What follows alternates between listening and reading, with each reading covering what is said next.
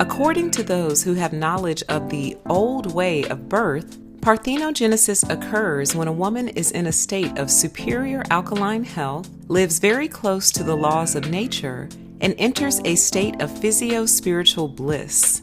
In other words, a woman must be fully aligned in her natural state and completely healthy and happy in order to achieve parthenogenesis. In humans, it is theorized that the babies that result from parthenogenesis are always female and always uniquely gifted leaders, geniuses, visionaries, and healers. The one caveat to this theory is that human males are said to have arisen from this method as well. Figures such as Jesus, Buddha, Plato, and Leonardo da Vinci.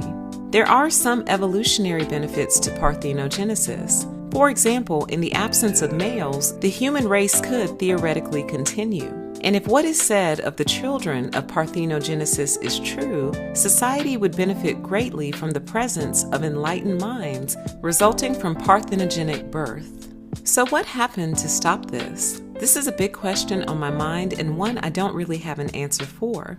Based on my research, my best guess is it ended because the environment itself became too toxic. The food, water, air, and relationships between people became energetically too toxic for women to naturally bring about parthenogenic birth. Personally, I believe it's still possible, and I believe it's still happening today. When I first discovered this concept, there was a website called The Experience Project, where people shared stories about different things that had happened in their lives. I remember reading stories about parthenogenesis from women who would say things like, "Still to this day, I have no idea where this little girl came from."